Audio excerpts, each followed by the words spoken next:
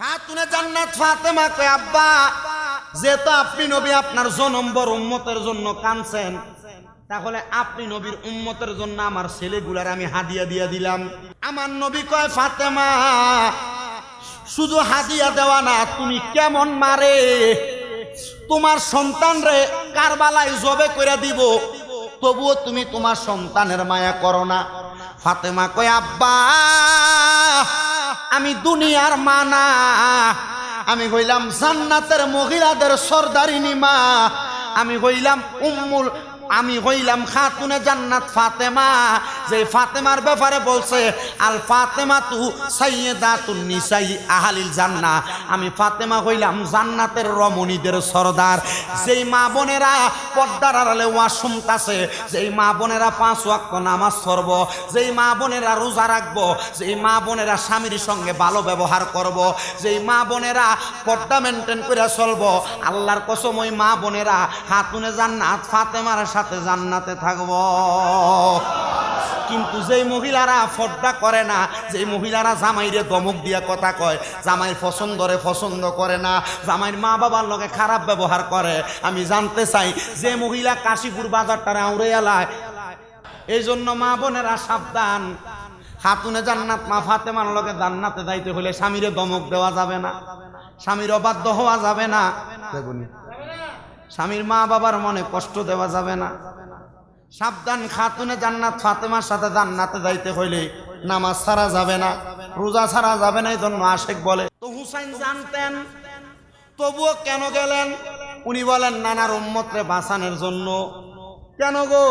কারবালাতে তো আপনাদেরকে ফানিবন্দি করে দিছে, কারবালাতে তো আপনার সন্তানের বুক মুবারকে তীর মেরে দিছে, আপনার বড় ছেলেরে তীর মারতে মারতে বুকটা ঝাঁঝরা করে ফেলাইছে, ফানি করছে। আপনি তো আপনার সন্তানরে একটু ফানি দেন নাই। বলে ফানি পাবো কই, সন্তানরে আমার নিজের জিব্বাটা দিয়া দিছি, জিব্বাটারে এমন তোষা চষছে, একটা ফোঁটা ফানি হযরত ইমাম হুসাইনের ছেলে ভাই নাই। ইমাম হুসাইনের 2টা ছেলে ছিল, একজনের নাম ছিল হযরত আলী আকবর, একজনের নাম ছিল হযরতে আলী আসগর। হুসাইন রাদিয়াল্লাহু তাআলা আনহু কারবালার ময়দানে এখনো যায় নাই, কারবালার ময়দান থেকে একটু দূরে আছে।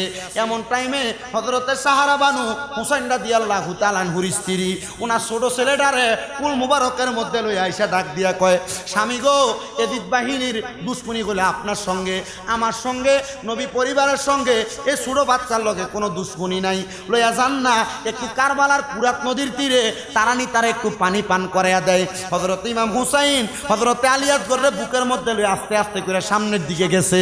কারবালার ময়দান থেকে পুরাত নদীর পারে যাওয়ার পরে হুসাইন রাদিয়াল্লাহু তাআলা করে এজিদের দলেরা ডাক দিছে, ডাক দিয়া সামনে নিয়া তীরটারে এমন ভাবে মারছে, দুধের শিশু আলী আসগরের বুকটার মধ্যে লাইয়া গেছে। আরে দুধের শিশু আলী আসগরে হযরত ইমাম হুসাইন কুল মুবারকে নিয়া হাঁটতে হাঁটতে যখন ওনার ঘরের দিকে গেছে, তাঁবুর দিকে গেছে, সাহারা বানু দূর থেকে ডাক দিয়া কয়, হুসাইন আপনি কি আমার সন্তানরে পানি পান করাইছেন?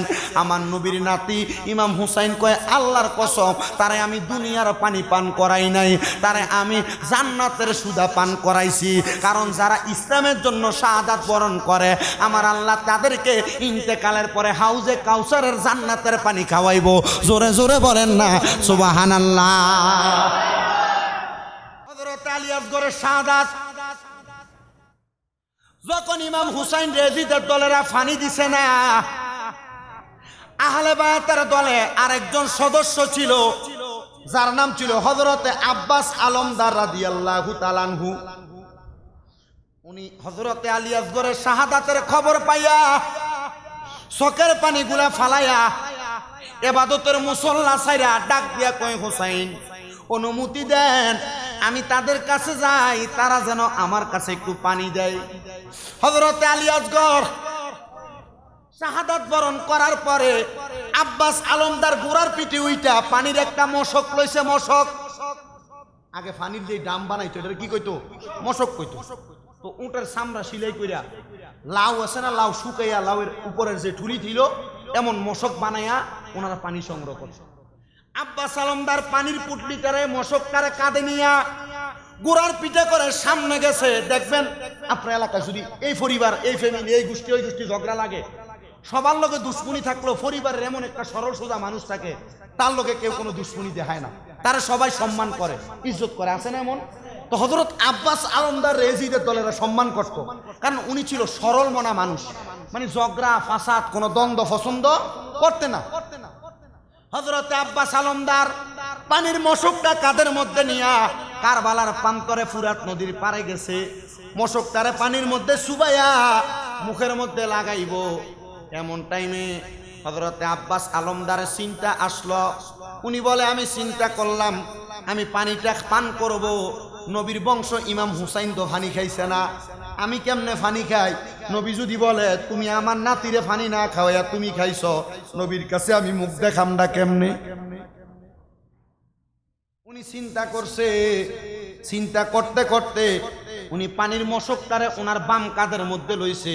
উনি চিন্তা করলো যতক্ষণ নবীর নাতিরে আমি পানি না পান করাই ততক্ষণ এই পানি আমার মুখের মধ্যে নিতাম না।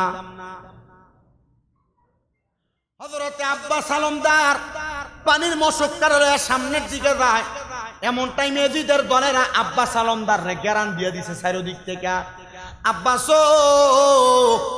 আপনি কারবালার ময়দানে নবীর পরিবার রেনি পানি পান করাইতে যান, আল্লাহর কসম আপনার এই পানি পান করানো আমি মানব না। আপনি চাইলে পানি পান করেন, তবে নবীর বংশরে পানি দেওয়া যাবে না। আব্বাস আলমদার কয় আল্লাহর কসম আমার জান গেলে যাবে, তবুও নবীর বংশরে পানি পান করাইব।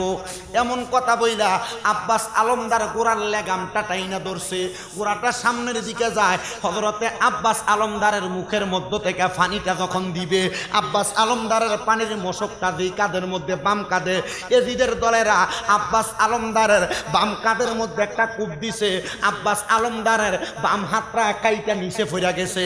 আব্বাস আলমদার হাতের মধ্য থেকে ডান হাত দিয়া পানির মশকটা লইয়া আব্বাস আলমদারের ডান কাঁধের মধ্যে লইছে। ডান কাঁধে যখন নিছে, ডান কাঁধের মধ্যে আরেকটা কূপ দিছে, ডান কাঁধটা থেকে হাতটা আলাদা হয়ে গেছে। আব্বাস আলমদার মুখ দ্বারা ওই জায়গার মধ্যে আব্বাস আলমদার পানির মশকটা মুখে কামড় দিয়া রাখছে। কামড় দেওয়ার পরে আব্বাস আলমদারের গর্দানটার মধ্যে এজিদ বাহিনীর লোকের একটা কোপ দিছে। আব্বাস আলমদারের একটা হাত উরুর সাথে লাইগা আছে, মাথাটা ওনার গলার সাথে লাইগা আছে, চামড়াটা মুখের মধ্যে। ওই পানির পাত্রটা কামড় দেওয়া, গোড়াটা সামনের দিকে দৌড়ায়, কেউ ধরতে পারে না। বন্ধুরে ওই পানিটা যখন নিচে পড়া যায়, আব্বাস আলমদারের লাশটা নিয়ে গোড়াটা হযরত ইমাম হুসাইনের ঘর মুবারক তাবু মুবারক পর্যন্ত গেছে। এমন টাইমে হযরত ইমাম হুসাইন বড় হতাশাগ্রস্ত হয়ে গেলেন। কিরে একজন একজন কইরা কারবালার ময়দানের মধ্যে ৭১ জন শহীদ হয়ে গেছে, আর একজন মাত্র বাকি। একজন হইল হযরত ইমাম আলী আকবর, আমার ছেলে। এই টাইমে আলী আকবরের বয়স একবারে কম। আলী আকবর আইসা ডাক দিয়া কয় আব্বা গো, আপনি তো কারবালায় এখনো যান নাই, আমি আগে কারবালায় যাই। হযরত ইমাম হুসাইন কয় বাবা তোমার বয়সটা কম, এখন যাইও না। হযরত আলী আকবর ডাক দিয়া কয় আব্বা আপনি যদি এখন কারবালায় যান, এরা যদি আপনারা শহীদ কইরা দেয়, আপনার নানা মুহাম্মদুর রাসূলুল্লাহ সাল্লাল্লাহু আলাইহি ওয়াসাল্লাম আমি আলী আকবর যদি বলে আমি থাকতে কেন আপনি আগে শাহাদাত বরণ করলেন, আমি নবীর কাছে জবাব দিতে পারবো না। আমি এই মুহূর্তে কারবালার ময়দানে চলে যাই। অল্প বয়স 12, 13, 14 বছর বয়স হযরত আলী আকবর কোরার পিঠে উইটা সামনের দিকে দৌড়াইতে দৌড়াইতে কারবালার ময়দানে যুদ্ধ করতেছে। আলী আকবরের তরবারি থেকে কেউ বাঁচতে পারে না।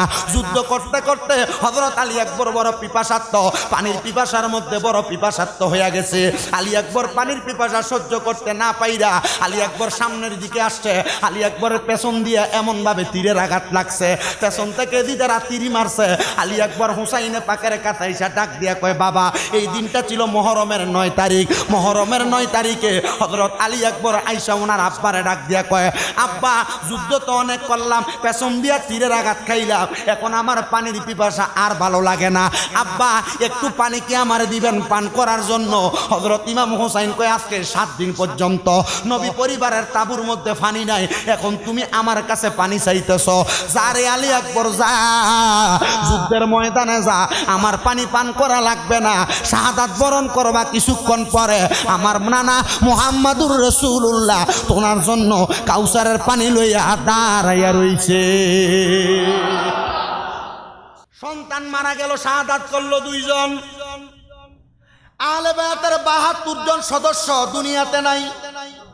হুসাইন রাদিয়াল্লাহু তাআলা আনহুর অন্তরে সুখের মাতম। উনি বলেন ৯ তারিখে রাত্রবেলা আমার কাছে যখন আর ভালো লাগতেছে না, আমি আমার স্ত্রী হযরতের সাহারা বানুরে লইয়া আমার তাঁবুর মধ্যে বসলাম। তাঁবুর মধ্যে বসার সাথে সাথে আমার যখন মনটা বড় খারাপ, ভাই 2টা ফুট মরে গেছে, নিজের বড় ভাই মরে গেছে, মা নাই, আব্বা নাই, নানাও নাই, পরিবারের ৭২ জন সদস্য একে একে কারবালায় মাত্র 9 দিনের ভিতরে মারা গেছেন, শাহাদাত বরণ করছেন। আচ্ছা বলেন, মনটা কি ভালো থাকে? হযরত ইমাম হুসাইন বলে আমার মনটা ভীষণ খারাপ। আমার স্ত্রীর ডান উরুর মধ্যে মাথাটা রাখছি। আমার ভাই বাবারা, বন্ধুরা, গভীর মনোযোগ অন্তরের কানটা লাগিয়ে শুনবেন। এতিম হইয়া হযরতে ইমামে আলী মাকাম ইমাম হুসাইন রাদিয়াল্লাহু তাআলা আনহু ওনার স্ত্রী হযরতে শহর বানুর ডান রান মুবারকের উপরে ইমাম হুসাইন ওনার মাথাটা রাখছে। টেনশনে পইরা ইমাম হুসাইন এবার কান্না করতেছে আর জবান দিয়া আল্লাহ তাআলার কোরআনুল কারীম তেলাওয়াত করতেছে। এটা আমার দয়াল নবীর সুন্নাত। স্ত্রীর রান মুবারকের উপরে মাথা মুবারক রাইখা আমার নবীও কোরআন তেলাওয়াত করতেন। আমার দয়াল নবী রাহমাতুল লিল আলামিন নবীর নাতি কোরআন তেলাওয়াত করতে করতে করতে করতে ওনার স্ত্রীর রান মুবারকের উপরে ঘুমাইয়া গেছে। হযরত ইমাম হুসাইন যখন ঘুমাইয়া গেছে, এমন টাইমে হঠাৎ করে হযরত ইমাম হুসাইন ঘুম থেকে লাফ দিয়া উঠছেন। স্ত্রী হযরতে শহর বানু ডাক দিয়া কয়, স্বামী গো, হে আমার প্রাণের স্বামী, আপনি যে কারবালার ময়দানে ঘুমানোর পরে, আমার রান মুবারক উপরে ঘুমানোর পরে আপনি যে ঘুম থেকে লাফ দিয়ে উঠলেন, কারণটা কি জানতে চাই। হযরত ইমাম হুসাইন বলে, হে আমার স্ত্রী, আমি কিছুক্ষণ আগে স্বপ্ন দেখলাম আমার মা হযরতে খাতুনে জান্নাত ফাতেমা, আমার আব্বা হযরতে মাওলা আলী মুশকিল কুশা, আমার বড় ভাই হযরতে ইমাম আলী মাকাম ইমাম হাসান রাদিয়াল্লাহু তাআলা আনহু, আমার নানা মুহাম্মাদুর রাসূলুল্লাহ সাল্লাল্লাহু আলাইহি ওয়াসাল্লাম নবীজি, তারা 4 জনে জান্নাতের মধ্যে গোল হইয়া বইসা রইছে। আর তাদের 4 জনের মাঝখানে একটা সুন্দর খাবারের থালা দেখা যায়। আমি আমার আব্বারে জিজ্ঞাসা করলাম, আব্বা ইয়ো, এত সুন্দর খানা দেখা যায়, আপনারা কেন এই খাবারগুলা খান না? আমার আব্বা আমি হযরতে ইমাম হুসাইনরে বলছে, হে আমার কলিজার টুকরা সন্তান হযরত ইমাম হুসাইন, শোনো শোনো শোনো, এই খাবারের মালিক আমরা 4 জন না, এই খাবারের মালিক হইল 5 জন। হে হুসাইন, আরেকজন মালিক হইলা তুমি। আগামীকালকে আসরের নামাজের পর তুমি শাহাদাত বরণ করবা। শাহাদাত করার সাথে সাথে তুমি জান্নাতে আসবা। এরপরে আমি এবং তোমরা সবাইকে নিয়ে আমরা 5 জন এই খাবারটারে আহার করব। হযরত হুসাইন কয়, হে খাতুনে জান্নাতের পরিজার টুকরা সন্তানের স্ত্রী হযরতে সাহারা বানু, আমি এই স্বপ্নটা দেখছি, তাহলে আগামীকালকে আসরের সময় আমারে শাহাদাত করা হবে।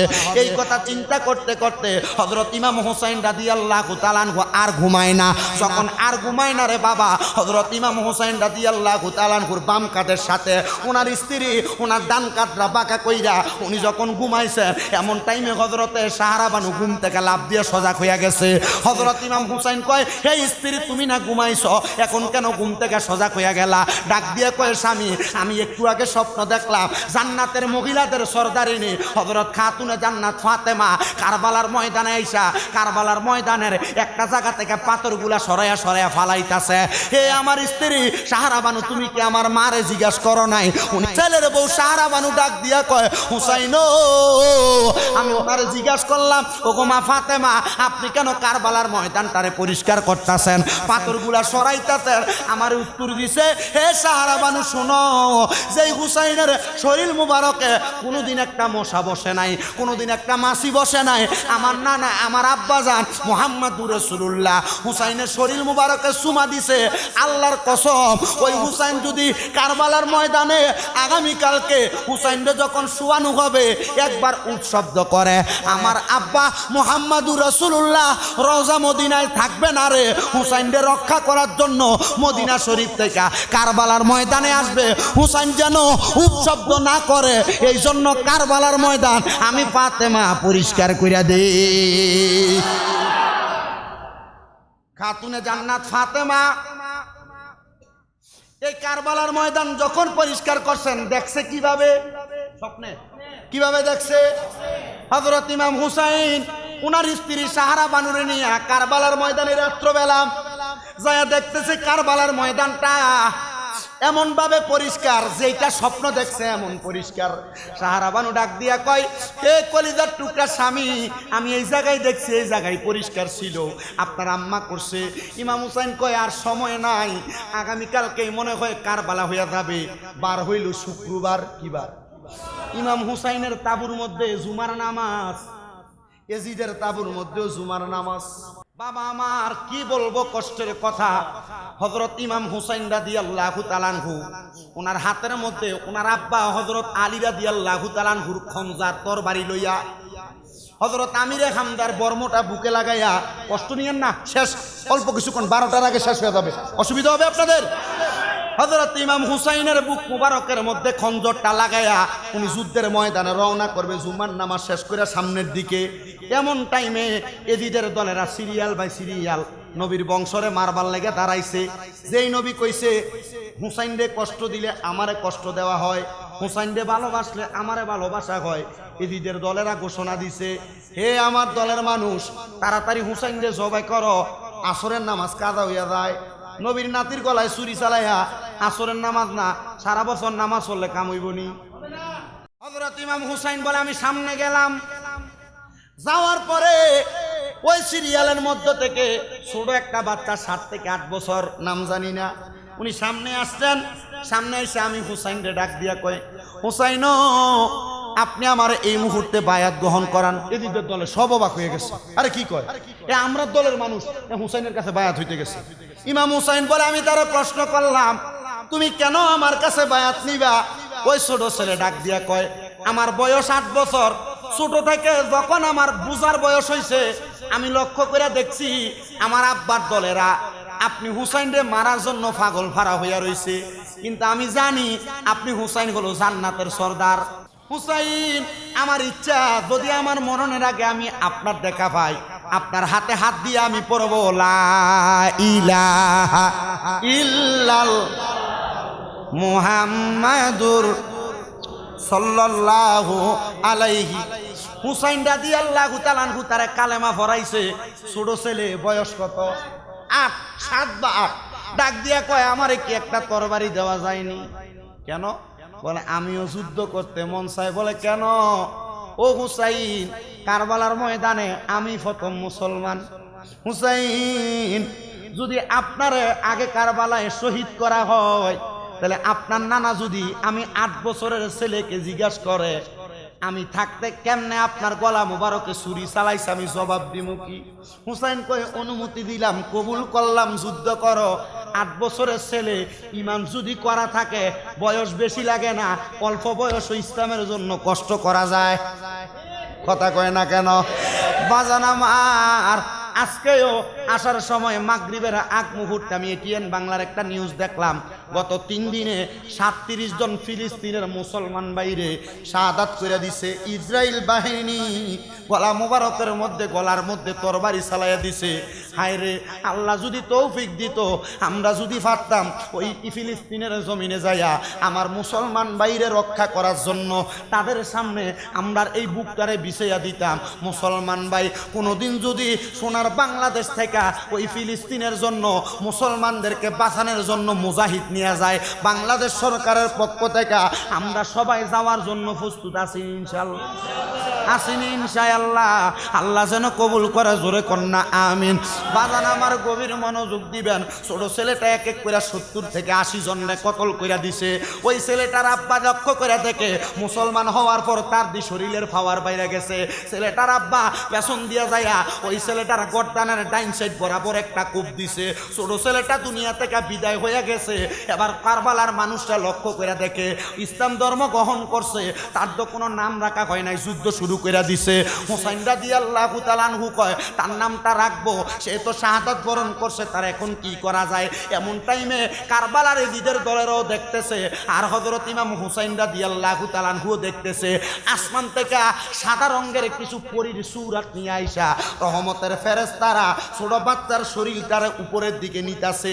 সবাই ডাক দিয়া কয়, এই বাচ্চারে কই নিয়ে যায়? বলে, এই বাচ্চা ইসলাম ধর্ম গ্রহণ করার পরে, ইসলামের জন্য যুদ্ধ করার কারণে রহমতের হুররা ফেরেশতারা তার আসমানের দিকে নিয়ে যায়। ইমাম হুসাইন কয় তার অন্য কোনো নাম রাখলাম না, তার নাম রাইখা দিলাম হুরে জান্নাত, মানে জান্নাতের হুর। জোরে জোরে বলেন না সুবহানাল্লাহ।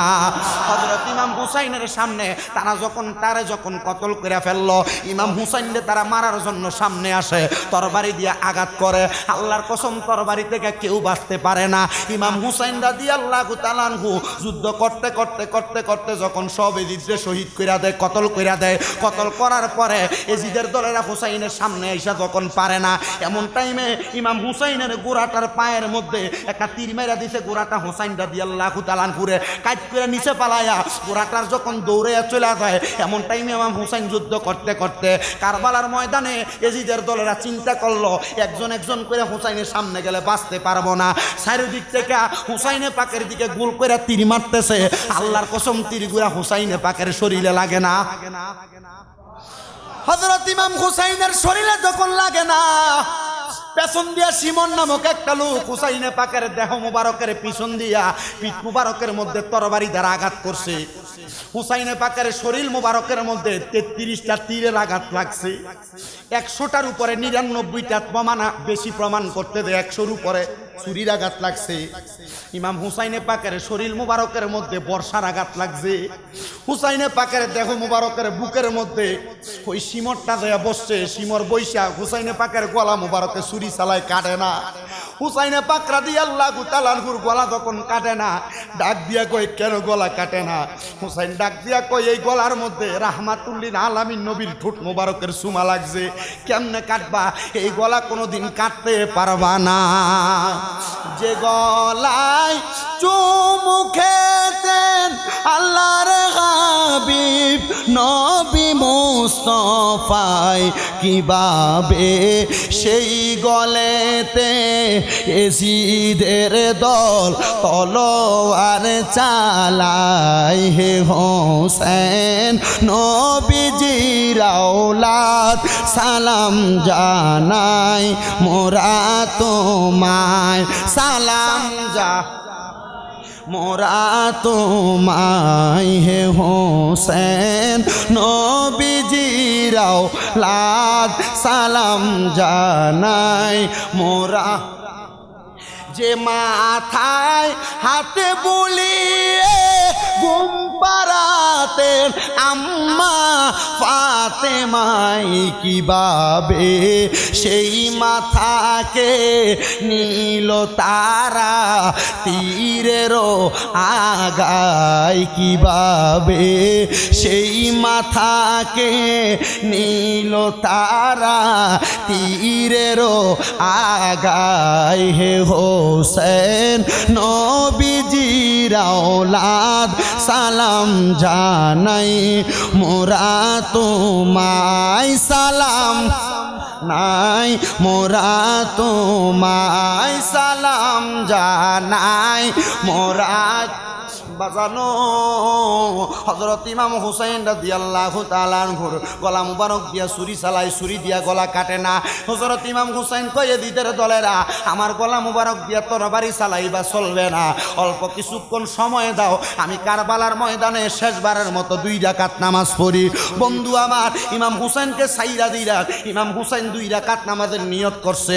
প্রথম রাকাত পড়ছে, দ্বিতীয় রাকাতের একটা সেজদা দিছে, কিন্তু ইমাম হুসাইন রে দ্বিতীয় রাকাত নামাজ আর পড়তে দিছে না। হুসাইন রাদিয়াল্লাহু তাআলা আনহু দ্বিতীয় রাকাত নামাজের প্রথম সেজদা দেওয়ার পরে গর্দান মুবারকের দ্বিতীয় সেজদা দিতে যাবে, এমন টাইমে গর্দান মুবারকের মধ্যে একটা কোপ দিয়া ইমাম হুসাইনের দেহ মুবারক একদিকে, গলা মুবারক একদিকে ফালাইয়া দিছে।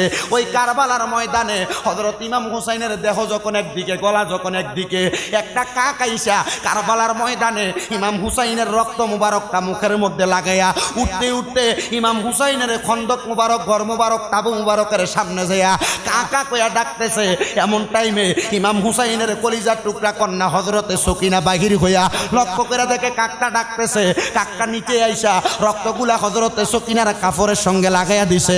লক্ষ্য করে দেখে রক্ত দেখা যায়। এমন টাইমে হযরত সকিনা ডাক দিয়া কয়, আমি দেখলাম কাকটা যখন আমার সামনে রক্তগুলা লাগাইছে, সাথে সাথে কাকটা একটা সাইড দিয়া মারা গেছে, ইন্তেকাল করছে। এমন টাইমে আমি আমার ফুফি আম্মাকে ডাক দিলাম। আমার ফুফি আম্মা এমন অবস্থা দেখে তাড়াতাড়ি গেছে। ঘরের মধ্যে যায় দেখে আমার নবী নাকি আমার ফুফি আম্মার কাছে একটা কাপড়ের মধ্যে ফেসে কিছু একটা বোতলের মধ্যে কিছু মাটি দিছে। উনি তাকায় দেখে ওই মাটিটা লাল হয়ে গেছে। আমি আমার ফুফি আম্মারে কইলাম মাটিটা কিসের মাটি? আমার ফুফি আম্মা কয়, হে হযরতে সকিনা, আমার মুহাম্মাদুর রাসূলুল্লাহ সাল্লাল্লাহু আলাইহি ওয়াসাল্লাম নবী বলছে এই মাটি যেদিন লাল হইয়া যাইব এই দিন নাকি নবীর নাতিরে কারবালায় শহীদ করে দিব। হে খাতুনে জান্নাতের মাইয়া হযরতে ফাতেমাতু জোহরা রাদিয়াল্লাহু তাআলা আনহার কন্যা হযরত সকিনা তোমার আব্বা হুসাইনে পাককে কারবালায় শহীদ করে দিছে। তারা দৌড়ে যাকে ঠিকই হযরত ইমাম হুসাইনের কল্লা মুবারক একদিকে, দেহ মুবারক একদিকে পড়ে রইছে।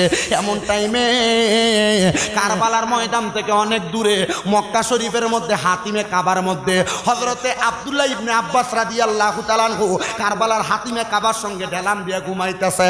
উনি তাফসিরে ইবনে আব্বাস একটা হাদিস বর্ণনা করে। উনি বলে আমি যখন হাতিমে কাবার সঙ্গে আসরের নামাজের পরবর্তী সময় আমি যখন হেলাম দিয়া ঘুমাইতেছিলাম আমি লক্ষ্য করে দেখলাম আমার মুহাম্মাদুর রাসূলুল্লাহ রাহমাতুল লিল আলামিন নবীজি কারবালার ময়দানের মধ্য থেকে কেমন জানি হাঁটাহাঁটি করতেছে। আমি দেখলাম আমার নবীজির চুল মুবারকগুলা এলোমেলো দেখা যায়। আমার নবীর ঠোঁট মুবারক এবং দাড়ি মুবারকের মধ্যে রক্ত আর ধুলাবালি লাইগা রইছে। আমার নবীর হাত মুবারকের মধ্যে একটা পেয়ালা দেখা যায়। আমি আমার নবীরে জিজ্ঞাসা করলাম, ইয়া রাসূলুল্লাহ, ইয়া হাবিবাল্লাহ নবী গো, আপনার ঠোঁট মুবারক আর দাড়ি মুবারকে কেন ধুলাবালি দেখা যায়? আমার নবী বলছে কারবালার ময়দানে হুসাইন রাদিয়াল্লাহু তাআলা আনহুরে শহীদ করে দিছে। হুসাইনের দেহ মুবারকটা একদিকে, কল্লা মুবারক একদিকে। আমি দয়াল নবী হুসাইনের কল্লা মুবারক কাটা কল্লাটার মধ্যে স্যার মুবারকের মধ্যে মুখ মুবারক লাগে সুমা দেওয়ার কারণে আমার মুখে রক্ত আর ধুলাবালি দেখা যায়। কারবালার ময়দানে হুসাইনের কাটা দেহ মুবারকটারে আমি দয়াল নবী আমার বুকে নিয়ে জড়াইয়া জড়াইয়া কাঁদছি। এই জন্য আমার শরীর মুবারকে ধুলাবালি দেখা যায়। ইয়া রাসূলুল্লাহ, ইয়া হাবিবাল্লাহ নবী গো, আপনার হাত মুবারকের মধ্যে দিয়ে একটা পেয়ালা দেখা যায়। আমার নবী ডাক দিয়ে কয়, ইবনে আব্বাস, আমার হাতের মধ্যে যে পেয়ালাটা দেখা যায় দেখছো নিয়ে পেয়ালার মধ্যে লাল লাল রক্ত দেখা যায়। ইয়া রাসূলুল্লাহ দেখছি। নবী গো, এই রক্তগুলা কেন আপনি আপনার হাতে নিছেন? আমার নবী ডাক দিয়া ইবনে আব্বাস, আমার আল্লাহ না ওয়াদা করছে হুসাইন কারবালায় শহীদ হয়ে গেলে হুসাইনের যত ফোঁটা রক্ত তার গলা মুবারক দিয়ে বাইর হইব, ওই প্রত্যেক ফোঁটা রক্তের বিনিময় আমি মুহাম্মাদুর রাসূলুল্লাহর লক্ষ লক্ষ উম্মতরে আল্লাহ মাফ করে দিব। রক্ত মুবারক গুলা বাটির মধ্যে নিছি, আমার আল্লাহ যেন এই রক্ত মুবারকের বিনিময়ে আমার উম্মতরে মাফ করে। বাগান আমার ওই নবীর নাতি কারবালায় শহীদ হয়েছে। আজকে ওই নবীর নাতি স্মরণের মাহফিল, সুয়াদে কারবালার মাহফিল, 10 মুহররমের মাহফিল। আল্লাহ যেন ওই নবীর উসিলায়, কারবালার উসিলায় আমরারে মাফ করে। জোরে জোরে পড়েন আল্লাহুম্মা আমিন। আসেন আমরা সবাই ওই নবীরে দাঁড়ায় সালাম দেই। ইয়া নবী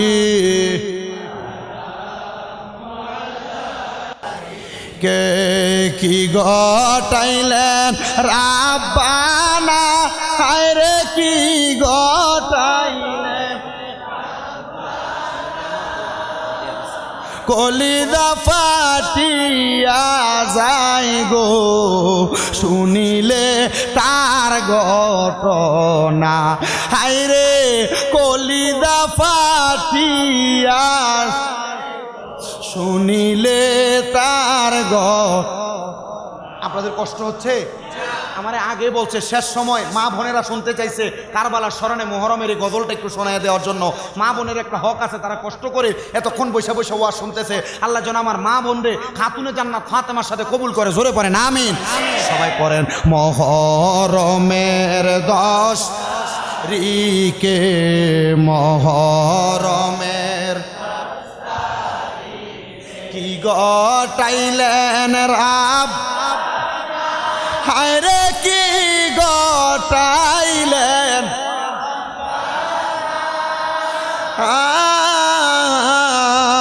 কলিজা ফাটিয়া যায় রে শুনিলে তার গট।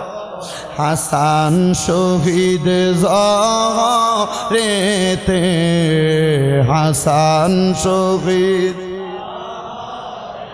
তে, হোসেন শহীদ কার, হায় গো হোসেন শহীদ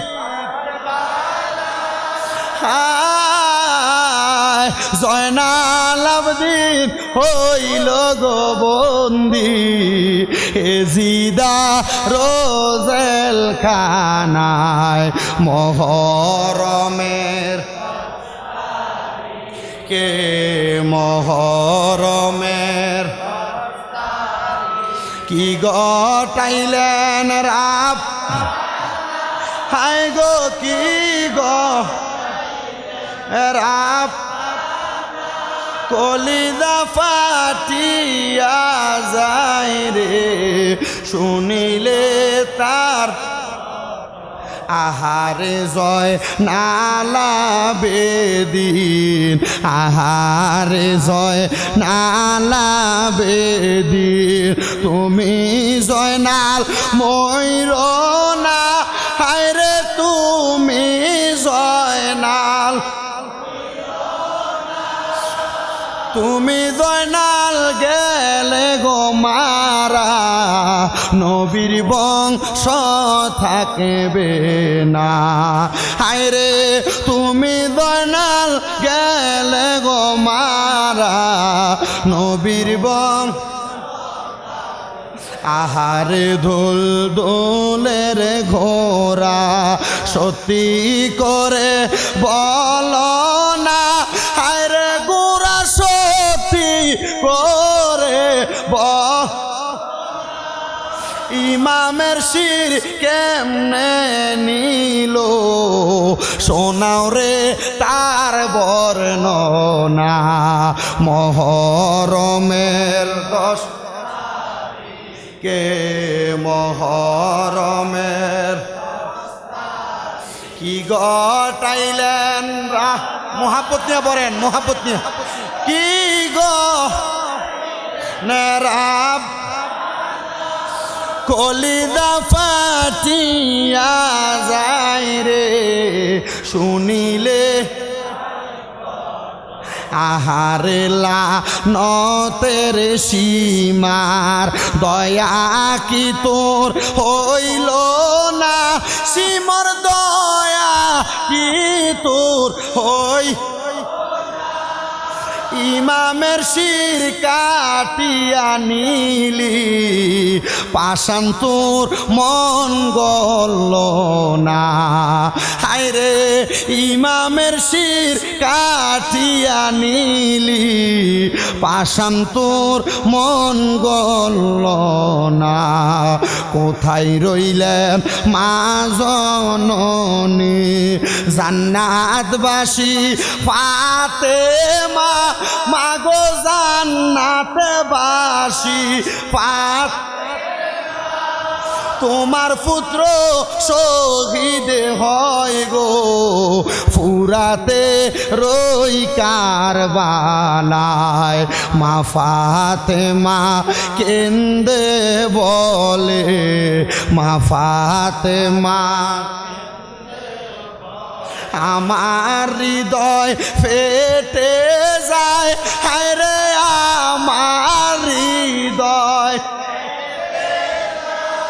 আজ বুঝি সুখেরি আগুন লেগেছে মোর কলিজায় ফুরাতে না মিয়া গো হোসেন ফুরাতে না মিয়া গো হোসেন পানি কেন পিল না হায়রে পানি কেন খাইলো কি কথা পড়িল গো মনে পানি খাইতে পারল না মহরমের 10 রিকে মহর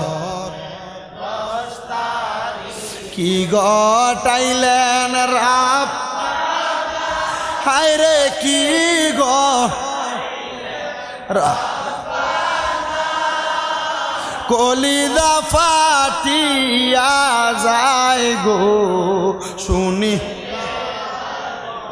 আহারে মহরমের চাঁদের আহারে মহরমের চাঁদের ও চাঁদ তুমি দেখা দিও না ও চাঁদ তুমি দেখা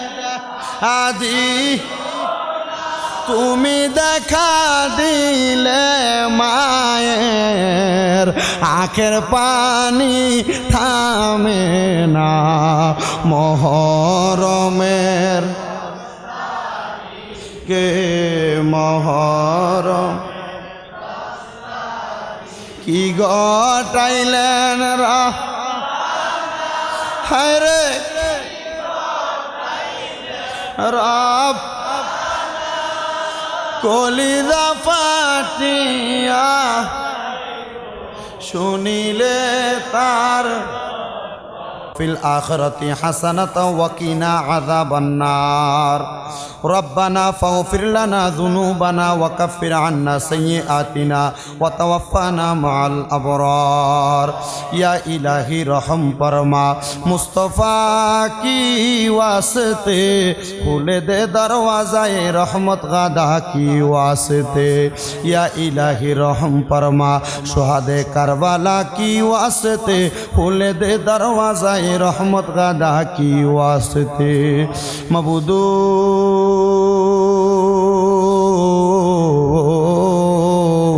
ও দয়াল আল্লাহ একটু রহমতের নজর করে তাকায়া দেখেন গো আল্লাহ আল্লাহ এই কাশীপুর জামালপাড়া অন্তর্গত জামে মসজিদের মধ্যে এই এলাকার আমার দাড়ি পাকা মুরব্বী বাবারা যুবক নজুয়ান ভাইয়েরা ছোট্ট ছোট্ট মাসুম বাচ্চারা সুপর্দার অন্তরালের মা বোনেরা সহ আল্লাহ এই মসজিদের সম্মানিত খতিবে মুকাররাম আশেপাশে এলাকার মসজিদের ইমাম ও খতিব বিন্দু সহ আল্লাহ তোমার শাহিন সেই পাক দরবারে গুনাহগার কাঙ্গালের বেশে 10 মুহররম সুহাদে কারবালার স্মরণের মাহফিলে আজকে আমরা তোমার শাহিন সেই পাক দরবারে 15 মুহররম হাত বাড়াইলাম গো আল্লাহ যার হাতটা তোমার কাছে মায়া লাগে পছন্দ হয় ওই হাতের উসিলায় আমরার জীবনের গুনাহ তুমি আল্লাহ ক্ষমা কইরা দাও দয়াল রে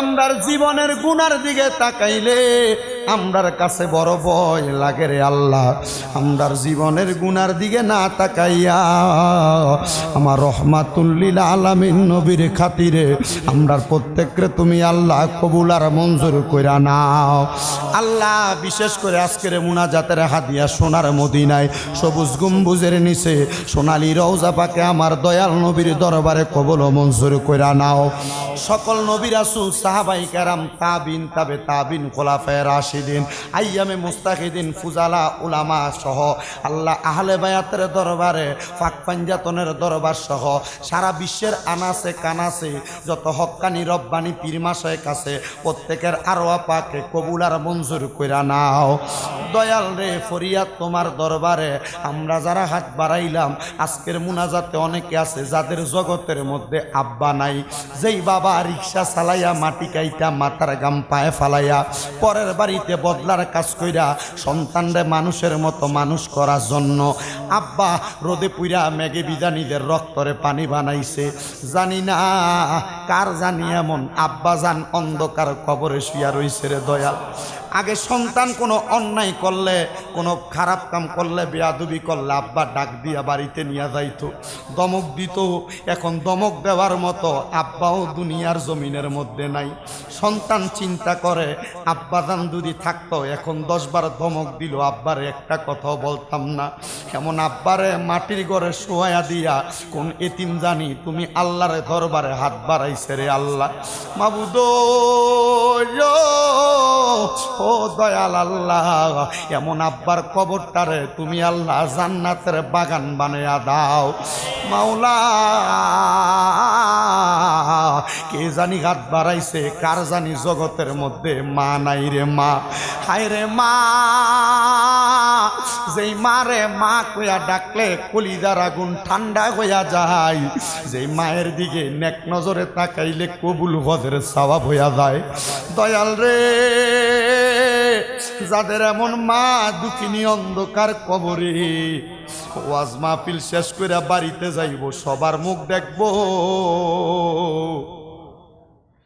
কিন্তু জনম দুঃখী মার মুখটা দেখব না। আল্লাহ, যেই মা 10 মাস 10 দিন গর্ভে ধরছে, যেই মা নিজে না খায়া খাওয়াইছে, আল্লাহ বাড়িতে গেলে সবার মুখ দেখে গো। যাদের মা দুঃখিনী অন্ধকার কবরের আল্লাহ, ওই এতিম হতভাগারা বাড়িতে যাইয়া ওই মার মুখটা দেখে না। আল্লাহ, অনেক সন্তান আছে, মাও নাই বাবাও নাই, আল্লাহ জনমের এতিম। আম্মাই আব্বা চইলা গেছে, আল্লাহ যারা রে ফালাইয়া তারা রে রাই খাগো গেছে কান্দিবার লাগিয়া। কত আদর করছে না বায় আম্মা দুধ কলা খাওয়াইয়া, এখন কেমনে শুইয়া রইছেন কবরে যাইয়া। মরিয়া গিয়াছেন আল্লাহ, আল্লাহ যারার মাও বাপ মাফ করিয়া দেন না গো আল্লাহ, কবরে রাজাব। মাবুদু, যাদের মা বাবা কবরে, আম্মা আব্বার কবর জান্নাতের বাগান বানিয়ে দাও। যাদের মা বাবা বেঁচে আছে হায়াতে তৈয়বা নসিব করে দাও আল্লাহ। যাদের মা বাবা অসুস্থ, পরিপূর্ণ সুস্থতা নসিব করে দাও রাব্বুল আলামিন। আল্লাহ, বংশের মানুষ যারা কবরে, প্রত্যেকের কবর নাজাতের ফয়সালা করো। অনেকে অসুস্থ আছে, পরিপূর্ণ সুস্থতা নসিব করো রাব্বুল আলামিন। শফিকুল ইসলাম সাহেব, ওনার আব্বাই মসজিদের সভাপতি, ফজলুল প্রধান সাহেবের জন্য দোয়া চাই আল্লাহ। শফিক বের আম্মাজান দুনিয়াতে নাই, ওনার আম্মার কবরটারে নাজাতের ফয়সালা করো। এই মসজিদের সম্মানিত কেশিয়ার জহিরুল ইসলাম জহির সাহেব অসুস্থ, ইন্ডিয়াতে আছেন চিকিৎসার জন্য, আল্লাহ ওনাকে শিফা আজলা কামেলা নসিব করো রাব্বে কারিম। আল্লাহ, এই মাহফিলের মধ্যে আমার ইউসুফ ভাই সহ যারা টাকা দিয়া, পয়সা দিয়া, শ্রম দিয়া, বুদ্ধি দিয়া, পরামর্শ দিয়া, মাইক দিয়া, লাইট দিয়া আল্লাহ তাবারুকের মধ্যে সহযোগিতা করেছে, আমার যে শ্রোতা মণ্ডলীরা উপস্থিত হয়েছে, পর্দার আড়ালে অনেক মা বোনেরা দোয়া চায় আল্লাহ, প্রত্যেকের দোয়া তুমি কবুল ও মঞ্জুর করো। অনেকে ব্যবসা করে বরকত দাও, অনেকে চাকরি করে বরকত দাও, যারা পড়ালেখা করে বিদ্যা বুদ্ধি বাড়াইয়া দাও আল্লাহ। বিশেষ করে কোটা সংস্কার আন্দোলন করতে গিয়া আমার অনেক ছাত্র ভাইরা শাহাদাত বরণ করছে, অনেক ছাত্র ভাইরা মারা গেছে। কত মারে দেখছি ছাত্রের গুলিবিদ্ধ লাশটারে বুকের মধ্যে লইয়া লইয়া কাঁদছে, কত বাবার দেখছি বাবার ছাত্রের সন্তানের লাশটা বুকে নিয়ে কাঁদছে। আল্লাহ, আমার ছাত্র ভাইদেরকে শাহাদাতের মর্যাদা দান করো, আমার ছাত্র ভাইদের অন্তরটারে ঠান্ডা করো, জান্নাতের আবাস দান করো রাব্বুল আলামিন। আল্লাহ, অনেক প্রবাসী ভাইরা বিদেশের জমিন থেকে দোয়া চায়, আমার প্রত্যেক প্রবাসী ভাইদের কামাই রুজির মধ্যে বরকত দান করো, প্রবাসী ভাইদের হায়াতের মধ্যে বরকত দান করো, প্রবাসী ভাইদের মনের নেক নেক আশাগুলা পূরণ করো আল্লাহ। ফরিয়াদ তোমার দরবারে গো দয়াল, এই মাহফিল কিয়ামতের আগ পর্যন্ত তুমি কবুল ও মঞ্জুর করো, এই মাহফিল কিয়ামত পর্যন্ত কবুল ও মঞ্জুর করো। এই মাহফিলের উসিলায় এই এলাকা সহ সারা পৃথিবীর মুসলমান ইমামদারদের কবরটারে জান্নাতের বাগান বানাও। এই মাহফিলটা যেন সবাই একসাথে হইয়া প্রত্যেক বছর করতে পারে, সেই তৌফিক দান করে দাও রাব্বুল আলামিন। আল্লাহ, আমরার প্রত্যেকের মনের নেক নেক আশাগুলা পূরণ করো। যাদের চাকরি নাই চাকরির ব্যবস্থা করো, যাদের কন্যার বিবাহ দিতে পারে না বিবাহের ব্যবস্থা করো আল্লাহ। দেশের মধ্যে যে একটা বৈরী অবস্থা, দেশের অবস্থা সুন্দর করে সাবলীল করে বাংলাদেশের মানুষকে সুন্দরভাবে চলাফেরা করার তৌফিক দান করো। বাংলাদেশের জন্য যারা যারা প্রশাসনিকভাবে রাজনৈতিকভাবে সহযোগিতা করে প্রত্যেক কর্মকর্তাদেরকে কবুল ও মঞ্জুর করে নাও রাব্বুল আলামিন। বিশেষ করে আমার জাহিদের আব্বাজান কুয়েতের জমিনে অসুস্থ অবস্থায় আছেন, ওনাকে শেফায়াত কামেলা নসিব করো রব্বে কারীম। কার জন্য কি দোয়া করবো আমার বাসা নাই, তুমি তো অন্তর্যামী। প্রত্যেকের মনের নেক মাকাসুদগুলা পূরণ করে প্রত্যেকের হাসুদগুলো পুরা করে দাও। আমার মা বোনেরা যে আশা করে